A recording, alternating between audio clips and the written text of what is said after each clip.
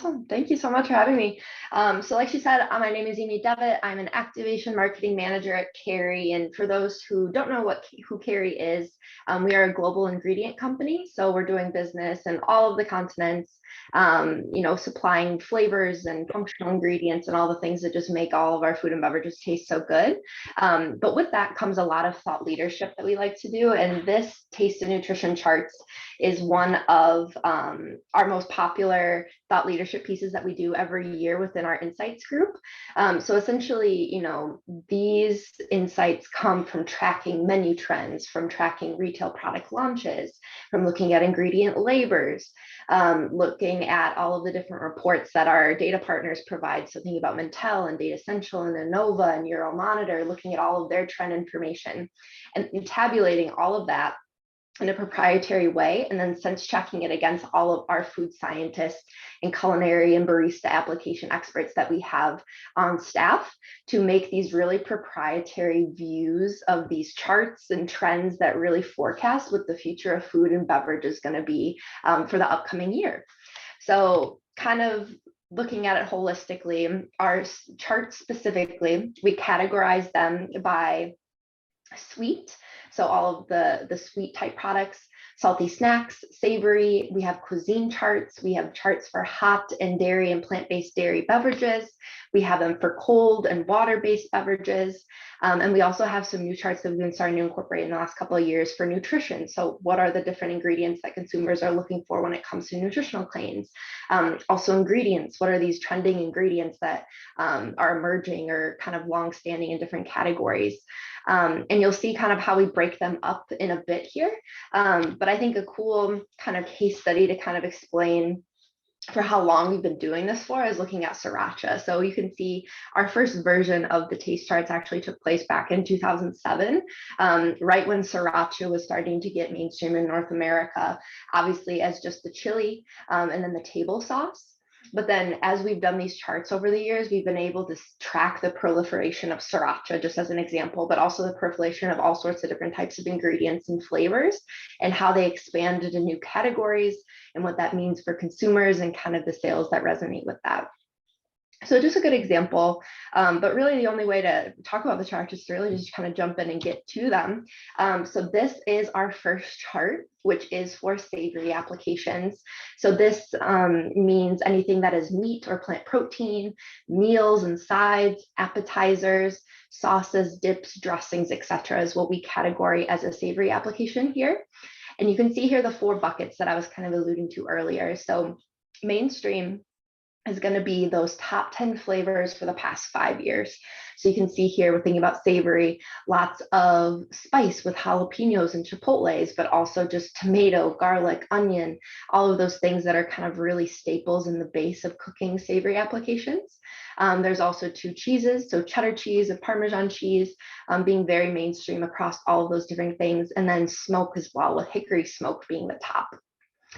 Going to the next category is key. So these are the next 15 flavors for the past 5 years. So again, things that aren't really that new to the market, but getting a little bit more specific and diverse. So you see some different types of barbecue in here. So the Kansas City barbecue specifically kind of speaks to that sweet barbecue.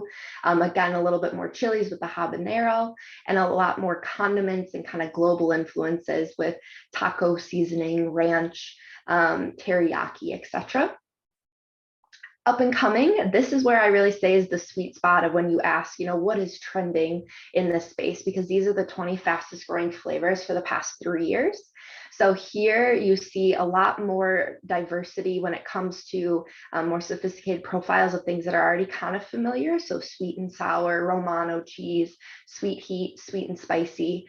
And then you start to get a little bit more specific with more barbecue types. So North Carolina's type versus South Carolina type and the different applications that make those unique, as well as some more global influences. So you have kimchi, Szechuan, masala, Korean barbecue. And I think when we all go grocery shopping ourselves, I think we probably see a lot of those global influences, specifically Asian cuisine influences, popping up everywhere. So hopefully that is kind of what you're seeing in a lot of the new innovations in this space.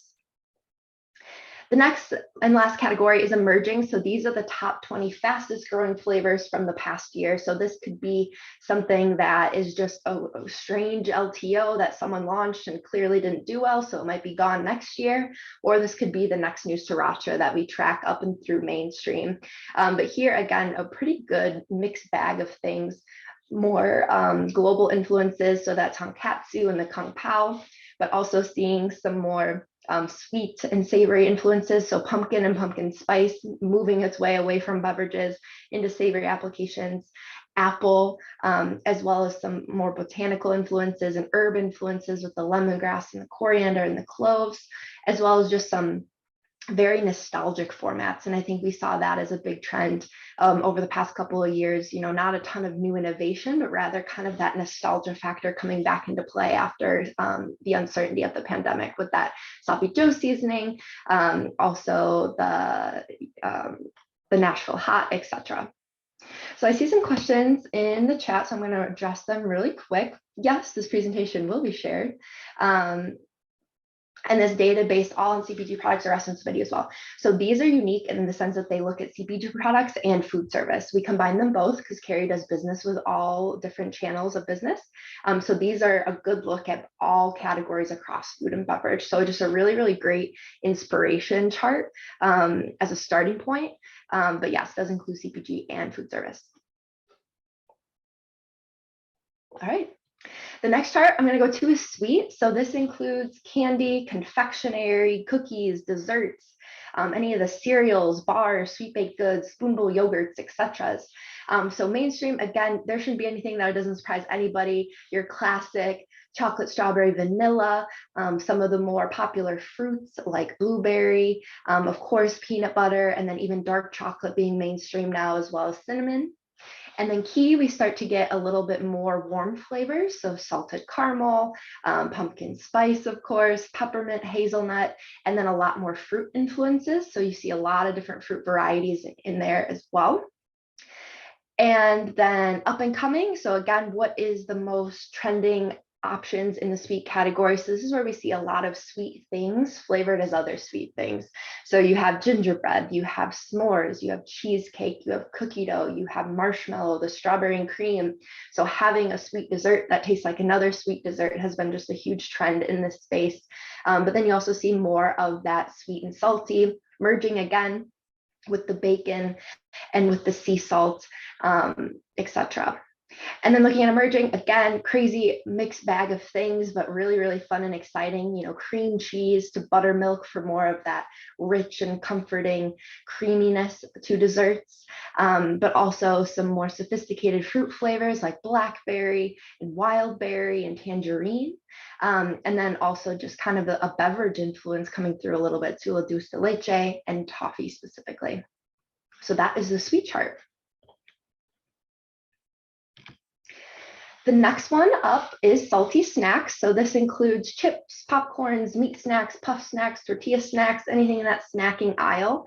And the mainstream here has a lot of cheese influences. It has that ranch, it has that butter, it has that spice, it has that barbecue. So if you think about the top flavors of chips that you've probably eaten for years and years and years, the mainstream category is completely hitting on that. But then in key, we're seeing a lot more of ands. So, sweet, salt and vinegar, sweet and salty, sour cream and cheddar, sour cream and onion. And then also a lot more sweet influences kind of creeping up with that milk chocolate, with that cinnamon. Coconut is also grown in a lot of popularity. Up and coming, you're going to see a lot of barbecue flavors here. So the Kansas City, the Texas, the South Carolina, the North Carolina. I think regionality has been a huge trend over the past couple of years. Even if you head into Aldi or even private label brands across stores, you're seeing a lot more specificity with barbecue flavor profiles. But here you'll also see some more different cheeses. So having not just the nacho cheese anymore, but that Romano cheese, that Parmesan cheese, the mozzarella cheese being specifically called out, as well as more condiment influences. So honey mustard, chipotle chili, etc.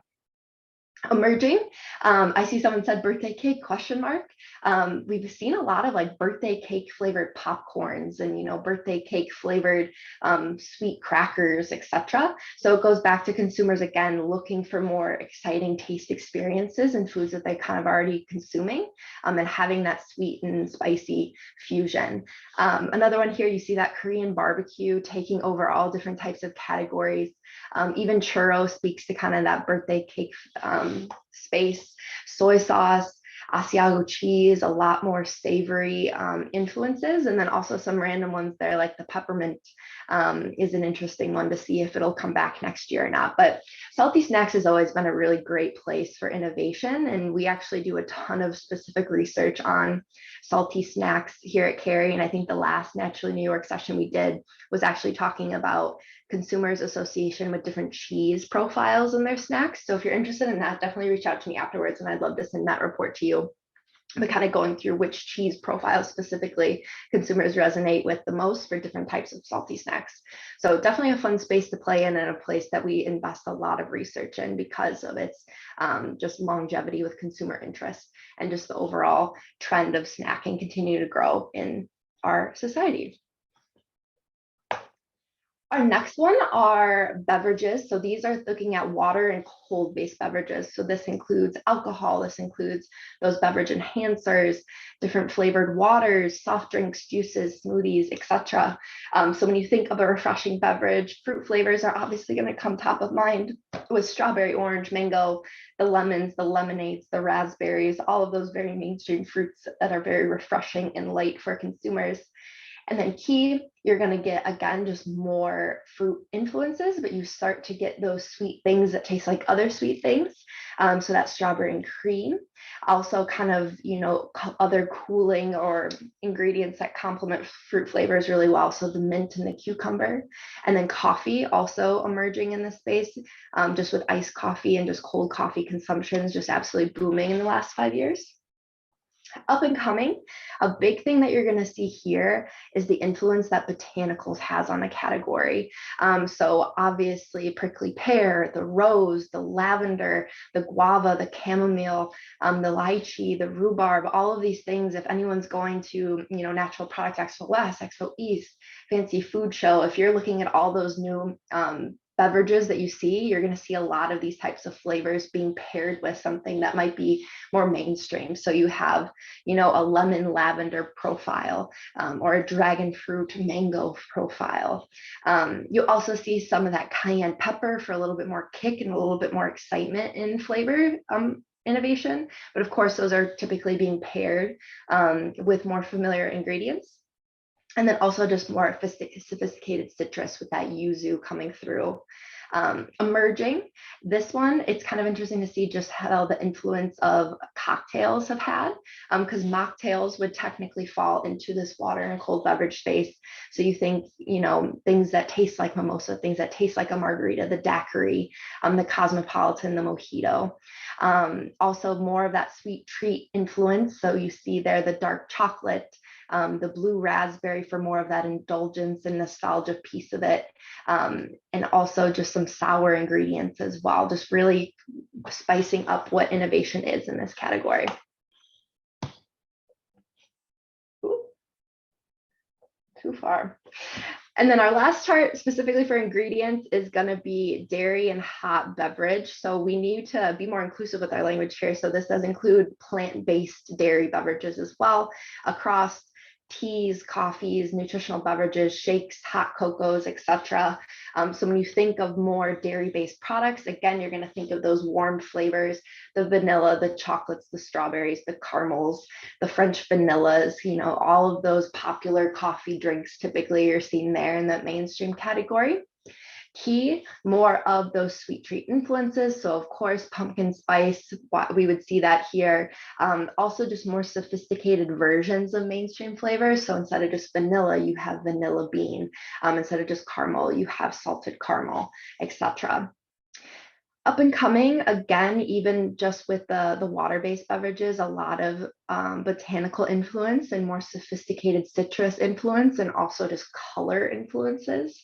So that ube for that deep purple color, the elderberry, the lavender on the botanical side, the blood orange, of course, for the citrus.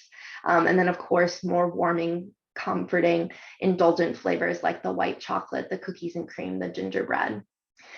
And then, of course, last but not least, the emerging, more sweet treats, the creme brulee, the macchiato coffee, licorice one is kind of interesting, as well as black pepper. So again, kind of exploring what consumers can be open to in this type of space when it comes to merging familiar and more savory flavors with more of those warm and comforting fruit flavors that are typically found in beverage.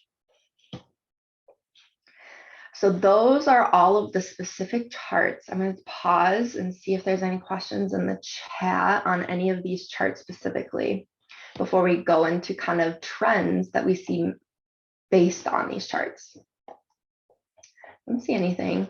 And I think it's a good thing to point out, you know, these charts, it's almost weird walking people through them.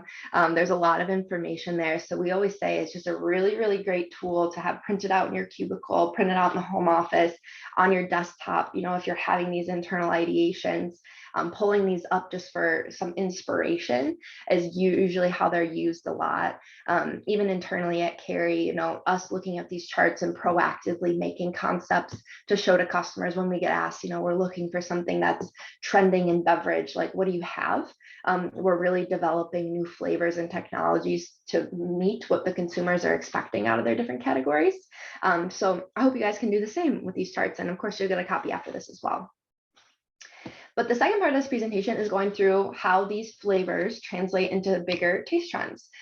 So this chart is from Data Essential, and it's called a menu adoption cycle. So essentially looking from left to right, what's at its inception in fine dining, mixology, etc., and all the way to ubiquitous about finding it anywhere. And this specific data looks at food service and kind of finer groceries specifically.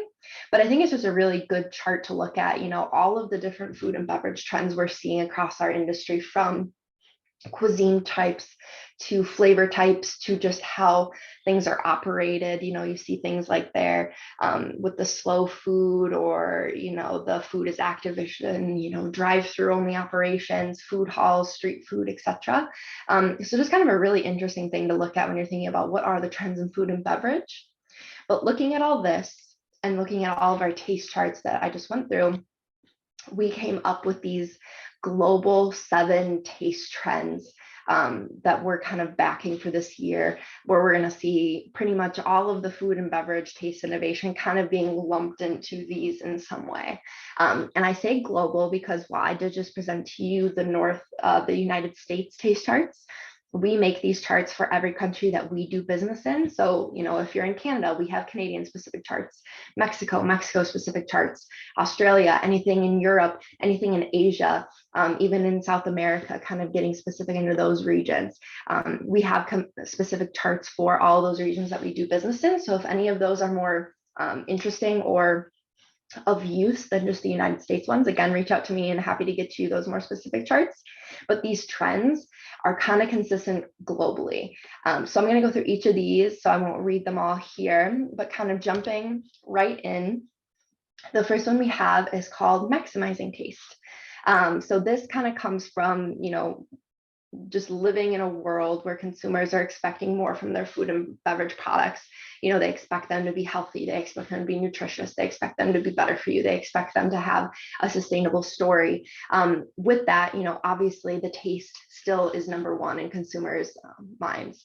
You know, people aren't going to buy something unless it tastes really good. So just the continual development of great tasting products and having more sophisticated tasting products is kind of where this trend comes from. And specifically, this kind of shines a lot with the plant-based space. So, you know, 1/3 of consumers, you know, years and years and years into this, they're still looking for improved taste and flavor in meat alternative products, and exactly the same in cheese products.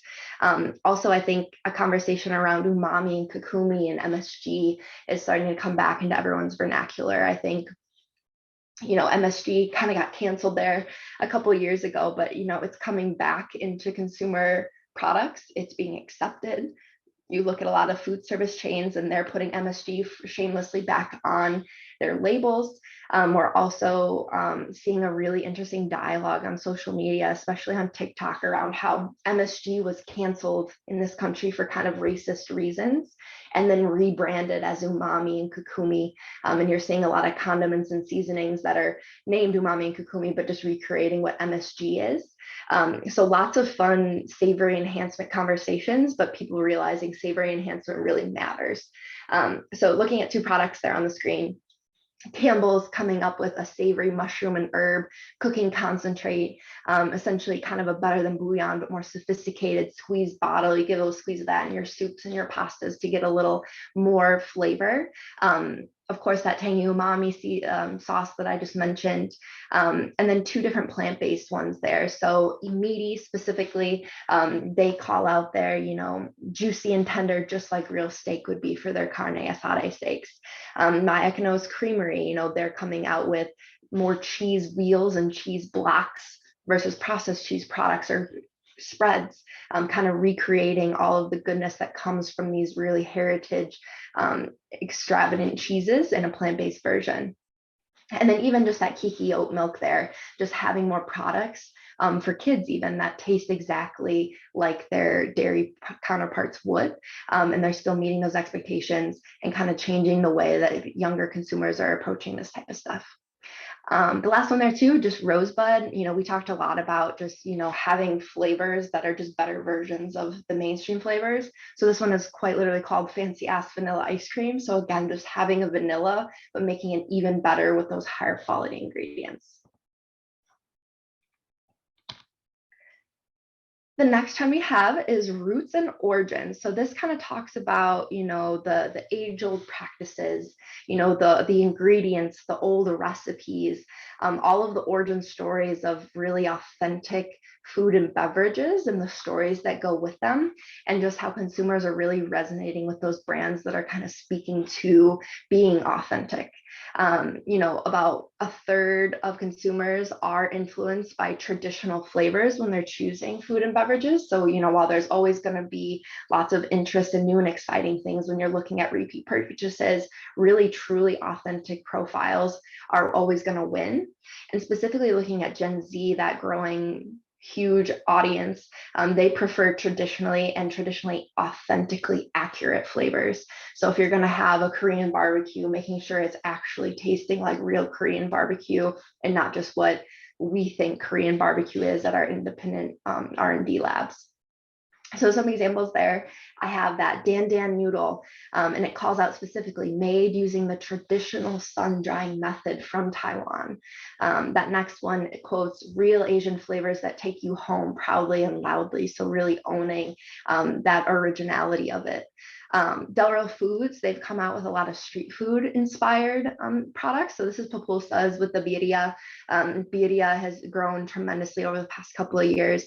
I used to work exclusively with meat products. And I still remember the day I went into my chef's kitchen and I said, look at these people, they're making birria on TikTok. And he was just floored because he's from Venezuela. And he's like, they're not making authentic birria, but they actually were. And now we're seeing that translated into retail products because it is a labor of love preparation method. But street food and that authenticity that comes from street food experiences. Another thing that we're seeing that's just really, really easy to say is just, even just calling out where products are made, that wild buff sauce, Colorado proud, American made, just really owning who's making it, where's it from, the neighborhoods and the local communities that are supporting that business. And then that Explorer cold brew is also interesting as well. Swiss water process, barista crafted, origin Ethiopia, Peru, process washed, elevation, even where the beans were grown. So it all just goes back to having more of a story and making consumers really resonate with the products on an emotional level rather than just a taste level. So this brings us to one of those bonus charts that I mentioned earlier, cuisine charts. This is something in the past couple of years we added in because we were getting a lot of questions from our customers saying, global cuisine is trending, global flavors, but what does that actually mean? What are the specific profiles? So you can see here, mainstream, top cuisines for the past 5 years. are going to be that Chinese, that Italian, the Southern, the Mexican, the Tex-Mex. And it's kind of interesting if anyone is a data person here looking at DoorDash and looking at Grubhub, kind of their data of the year of what people were ordering at home from their platforms. And typically it's going to be those mainstream categories: American food, American Chinese food, Mexican, Tex-Mex food, etc. But then as you kind of go through the list, you're going to get a little bit more specific on which regions within those things. So instead of just American, Southwestern, Hawaiian, etc. Instead of just Asian food, you start to get Japanese, Indian food. Even this is where we start to see more influences from Europe specifically. So English food, French, Greek. Up and coming just gets even more specific. So not just Chinese, but Szechuan, Mongolian.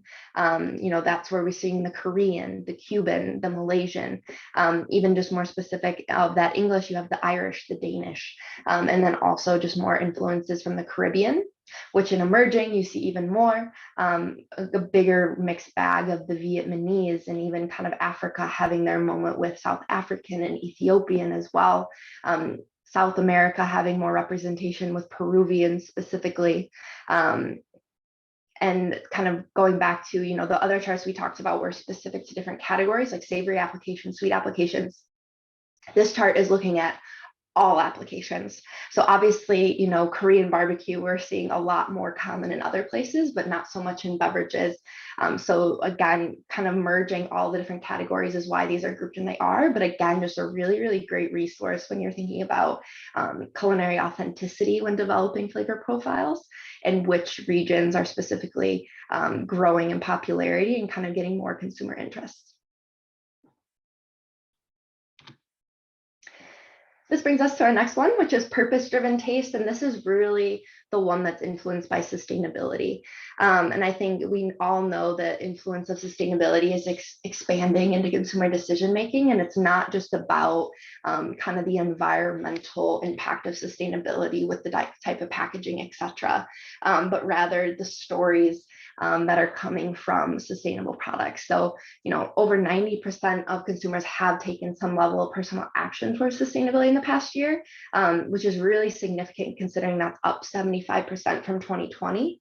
And, even just things like food waste, things like carbon input, things like upcycled, all of these different callouts are gaining a lot more consumer awareness. And you can see some products here specifically that smooch up product, made from regenerative oats, an oat powered beverage, having that call out that these oats were made sustainably. Even just kind of the stories specifically, that Two Dads Coffee. One of them grew up in Guatemala, the other one grew up in the Pacific Northwest, and they're sourcing all of this from the Guatemalan family and then processing it in Portland, which is obviously a huge coffee hub. So having that emotional connection and those family roots tied to the brands.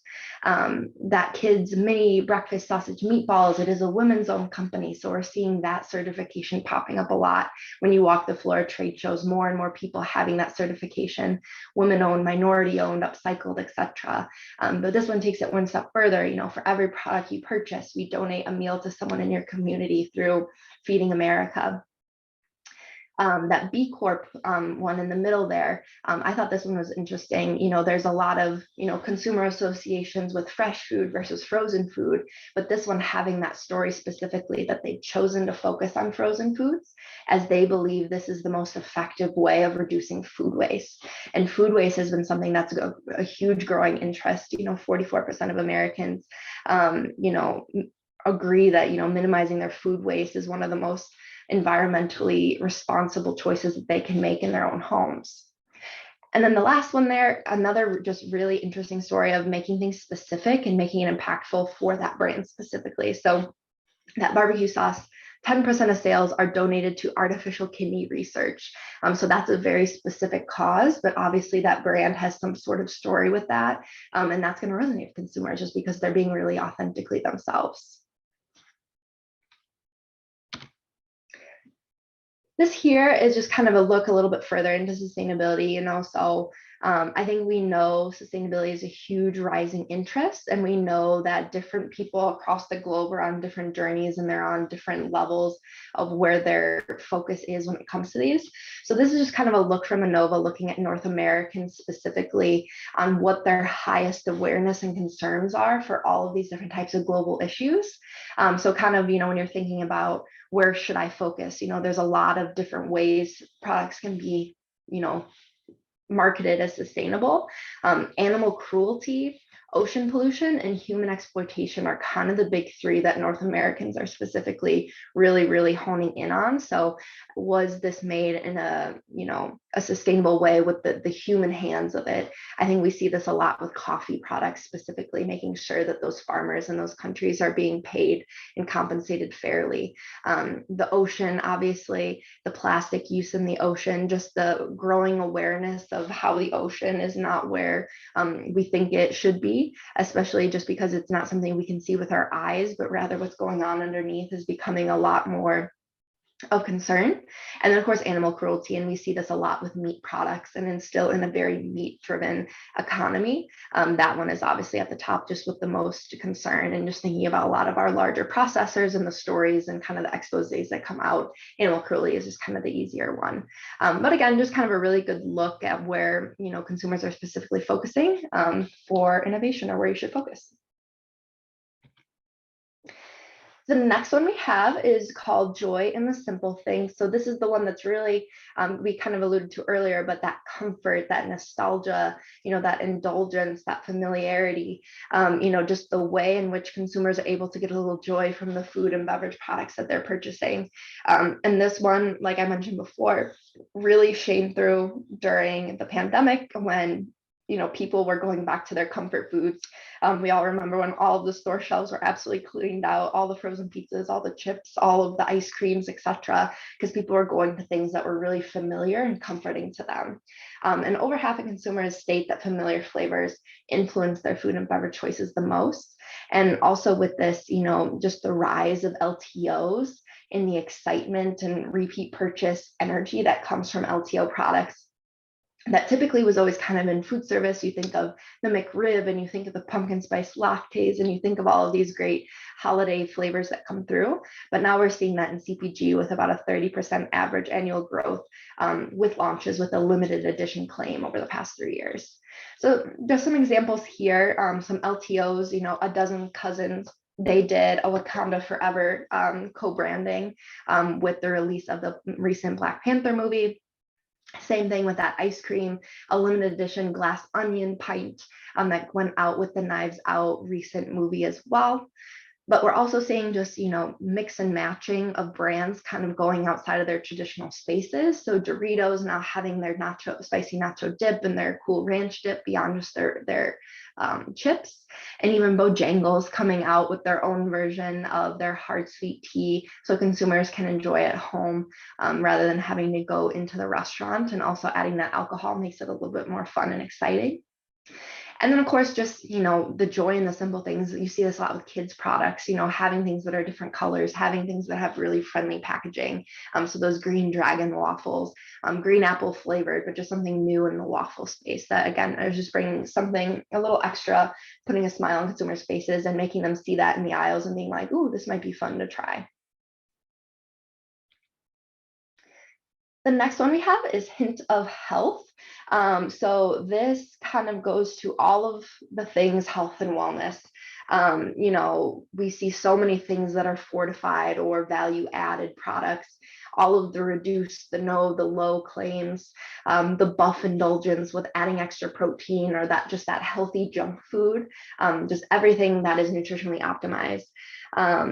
And I think also just globally, just the rising importance of the things being regulated for nutrition as well. The year growth of food and beverage launches tracked with a regulated nutrition warning label, the WHO's new salt and sugar reduction recommendations for products are impacting companies.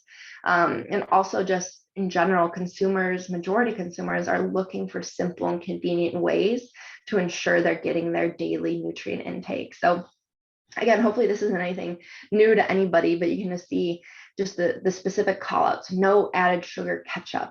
That real good, having orange chicken, but having an incredible amount of protein and low sugar called out significantly large on the box. Killer Creamery, again, 0 grams of added sugar. Very clear that this is a better for you product. Evergreen has chocolate and zucchini waffles. So you're not only getting protein in there, but you're also getting a serving of real vegetables laced within it.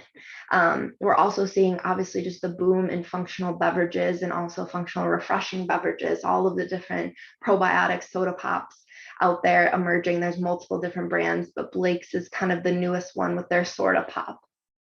And then also that hooked is interesting as well. Obviously a plant-based salmon, but they're promoting that they're adding in back in the omega-3s, the DHAs.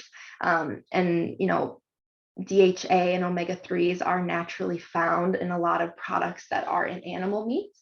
And I think that's a big problem with a lot of plant-based products is, you know, how are we building back the nutrition that consumers are losing out on from eating traditional animal products? So this one going all in and adding back in omega-3s because that is so important. And a lot of products are mostly focused on children, but adults also need their omega-3s. So seeing more products that are being fortified in the proper way to make sure consumers are getting their daily nutrients, we're seeing across all different foods and beverages. This brings us to another bonus chart, which is the nutrition chart. So again, this is looking at all food and beverage items. So you look at these, you're like, this is higher up or it should be higher up. This is looking at all products. So this is where they kind of sit. But mainstream, obviously plant-based has arrived along with the gluten-frees, the no additives, preservatives, added protein, natural, no artificial ingredients, obviously fiber, organic, all things that have been top nutrition themes and claims for the past 5 years. The next one is kind of looking at all the low, no reduced things. So whether that's fat, calories, sodium, carb, kind of all of the different need states that consumers are having. And also you're starting to see more things of adding more into it. So instead of just taking away lactose or taking away the sugar or taking away the fat, now we're also adding in things like immune health, adding in things like probiotics. And then up and coming, you see a lot more need state specific call outs. So eye health, heart health, women's health, you know, brain, mood health, I think is a big one. Products of addressing mental health, especially after a global pandemic and just kind of the isolation periods and the effect that working at home and being virtual has had on just society. And then also just younger consumers are obviously a lot more aware and willing to talk about mental health. So there's just a huge push happening with brain and mood health specific products. You can also see there are things like no alcohol, no allergens, so keto friendly, things that are just kind of lifestyle influenced, as well as some sustainability things like the palm oil free. And then emerging some more just niche need states, the kidney and bladder health specifically, energy and stamina, oral health, skin health, and then postbiotics instead of just the prebiotics. So kind of a good look again at all of the different claims that are happening right now that consumers are kind of balancing what is best for me, what should I be consuming. And with this obviously comes a lot of consumer education and a lot of consumer miseducation and kind of understanding the role of making sure our consumers are understanding why certain ingredients are being used for certain claims and kind of that dichotomy between, you know, science-backed ingredients, so things that have hard claims and clinical research supporting that ingredient versus things that have softer claims like healthy halo ingredients. That would be things like collagen or turmeric or lavender, who have all of these consumer associations for stress and for immunity, but there aren't any technical scientific studies supporting them, but they're still known for being better for you. The next one we have is mix and mingle. So this one is kind of all about that adventure, that novelty, that indulgence, the fusion cuisines, the mashups, the different inclusions and textures and unique flavors. You know, when you look at North American consumers specifically, you know, 62% of them are likely to make an impulse purchase when the food or beverage has an innovative flavor or taste. So that, whoa, that's new, that's different, that's interesting, call out. And also just kind of that, we talked to it earlier, just the rise of global influences and cuisines and the flavors and how consumers are expecting that across all of their different products. So some good examples here, Johnsonville, obviously coming out with their sausage strips. So they look like bacon, but they're sausage. I thought this was genius. I don't like bacon, but I love sausage, but this format makes it more fun and exciting. And then of course, adding in jalapeno flavor for an extra kick. You see there Trader Joe's, even just a roasting simmering sauce, pairing pumpkin and chipotle for kind of a seasonal LTO. But again, those two flavors kind of giving something more to consumers that they traditionally might not have thought of on their own. Private selections also kind of capitalizing on the huge trend that chili crisp oil had in the past couple of years, but now making it into a creamy condiment. So that's a creamy garlic chili crisp sauce. Mountain Dew, of course, having all of their crazy, wacky flavors. Their holiday LTO this year was a fruit quake, so kind of a play on a fruitcake flavored profile. You also see those salmon chips there, so just a new, different type of salty snack that isn't super popular yet in North America, but is in Asia. And this one is specifically salted egg flavor, which is a huge popular flavor over there. And then even there, just the macaroon ice cream sandwich. So taking something that typically hasn't been in the space, but kind of mix and mashing it for a new format that is fun and interesting to consumers. This is the last bonus chart that I have. So this one looks at ingredients, and this one's a little bit different than all of the other charts I've shown you because it isn't the mainstream, the key, the up and coming emerging, but rather different types of ingredients, just because there's a lot to unpack when it talks about ingredients specifically. So just kind of looking at multisensorial. So things that have kind of been around for a while, puffs for texture, grill and char just for that visual and flavor experience. We kind of talked about purple yams just for that color, the honeycomb for texture, and lots of different, spicy, sweet fusions, all of the different crunchies and textures, whips, waffles, toasteds, etc. So anything that's just really, really giving consumers something extra with their taste, but also experiencing it in their mouth and how they're swallowing and experience it in their mouthfeel. But something kind of more emerging in multisensorial categories are culinary perfumes. So really focusing on the taste. Obviously, just kind of glitter and metallic profiles are something we're seeing a lot. And also layers. Obviously, croissants and biscuits have been doing this for a long time, but just seeing a lot more products that have layers for, again, more of a texture experience. For functional ingredients, so this is kind of what we talked about before, the things that are kind of more hard products versus soft products, but obviously long-standing things, apple cider vinegar, bone broth, fibers, gingers, all the different types of vitamins. Mushrooms, I think that was a huge thing we've seen at Expo West last March. Every other thing was made with the different types of mushroom. But some emerging things there we talked about before, those postbiotics, we're seeing more hops and just some more functional ingredients that consumers are becoming more educated in. For alternative ingredients, this is kind of looking at those alternative meat and dairy products. Monk fruit, pea protein, just for sweetener alternatives as well, maple, coconut sugar, etc. But some things we're seeing emerging in this space, algae, mycoprotein, all of the different types of blends. Again, just kind of a really interesting look at all of the different things that we're seeing. And you always ask that question, what's going to be the next big base? It's hard to say, but we can track kind of what's emerging in this space. And then the last one, processes. This is new to this year. So just, consumers really embracing kind of that root and origins things we talked about earlier, but also the processes that make it more exciting, more, sensorial appealing, also having a good sustainability story. So minimally processed, upcycled, whipped, regenerative agriculture, but then also things you see a lot in beverages anyway, cold brew, cold press, fermentation, low heat, locally sourced and processed. So a lot to unpack here, but again, just a really interesting look on different ingredient trends.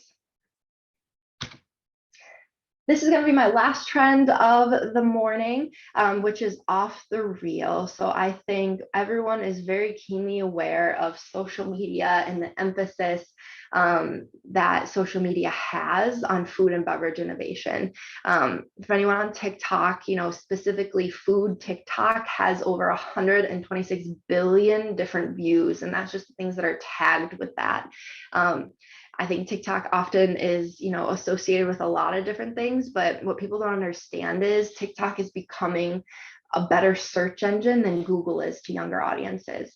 Even myself, I'm in that phase, if I'm looking for something for dinner, I will type in, chicken recipes for dinner, and I'll have hundreds of different videos showing me how to make something new in 30 seconds that would take a lot longer to find on any other search engine. We know people are obviously looking to get their inspiration from social media when it comes to flavors. And this is where we see the menu hacks, the real inspired recipes, familiar foods with a twist. And some examples I have there, and just kind of the influence that social media has that we're seeing being, translated over. Obviously, social media bullied Taco Bell into bringing that Mexican pizza back. That was all because of a grassroots viral movement, that they brought that back on the menu. Another thing that some people might be hearing about, is this Chipotle steak fajita coming soon. So Alexis Frost, she's that woman in the middle there. She became viral because she would ask food service operators, so people who work in the restaurants themselves, like, what is your go-to order as someone who sits around this food all day? And she would try it.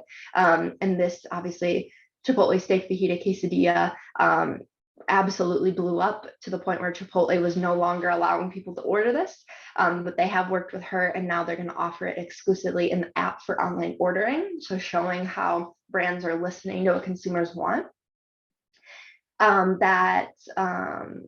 Garden Verde, that is just made with edible glitter. So we talked a lot about, the visual impact of products and the ingredients making that, and kind of just the wow factor. So just alcohol with glitter in it is something new and exciting and flashy.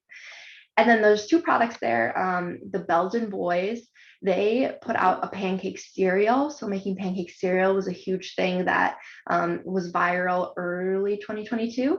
So this is a limited edition of that. And you can see right there on the box, it says the viral trend brought to life. And then that other one, the pink sauce, I don't know if anyone else has also heard of the pink sauce, started out viral for kind of the wrong reasons, kind of a food safety issue. The color and the products and the nutritionals, there was a lot of controversy on the creator not being honest about what was going into this product, but essentially, I think it's a dragon fruit kind of flavored ranch, essentially. But it went so viral, and she was selling it out of her garage, that she is now selling that out of Walmart with some more stable food safety practices. But again, as seen on TikTok and Instagram, right there on the bottle.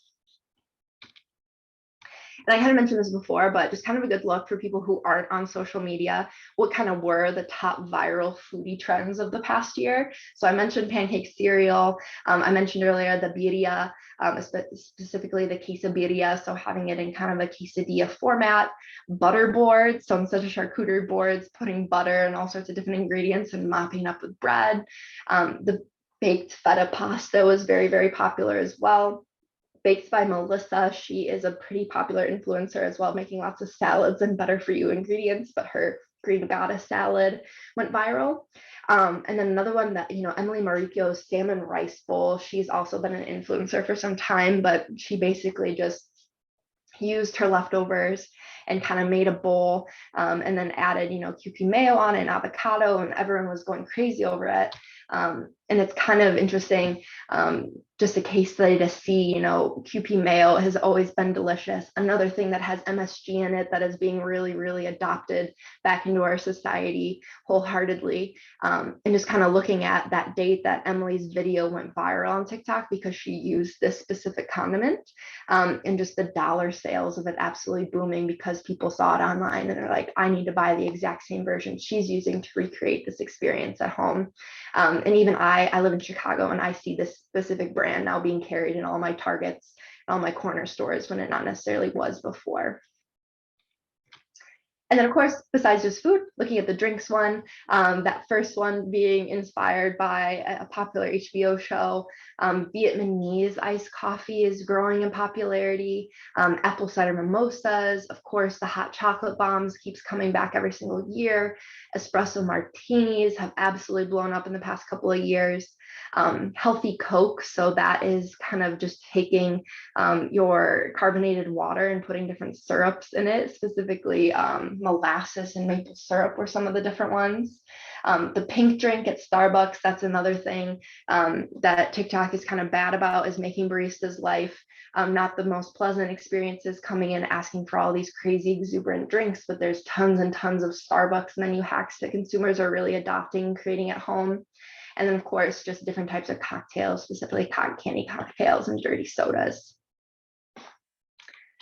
So those are all the trends that I have. There's a lot to unpack there, but are there any questions in the chat? I don't see any. Amy, do you mind sharing again if the data was based on CPG products or restaurant menus for those that came a little later? Yeah. Uh-oh. Do you see my screen? We see you. Hold on, go back. Yes, so it is. Sorry, I think my screen stopped sharing. I was gonna pull it off, but so yes, it is looking at CPG data and also food service data, and then also looking at all the different data partners that we have. So thinking about Mintel, Data Central, Nielsen, Innova, Euromonitor, and looking at all of their trend forecasts and all of their data, tabulating that with all the different sales data across CPG and retail and food service, and then we sense check all of that proprietary mix to our application experts in-house. So what do we see customers actually asking for development? And then that's how we put this data together. Thank you. Anybody else have a question? Welcome to unmute yourself or drop it in the chat. And I know we covered a lot of information, so hopefully you learned something. Hopefully this deck is helpful for you. Obviously, Adrian's going to send this out to all of you to have a copy of yourself. But if you have any questions offline, Adrian did put my information in the chat, so feel free to reach out. But I appreciate everyone's time and taking a whole hour to listen to all these really great trends that we had. Thank you, Amy.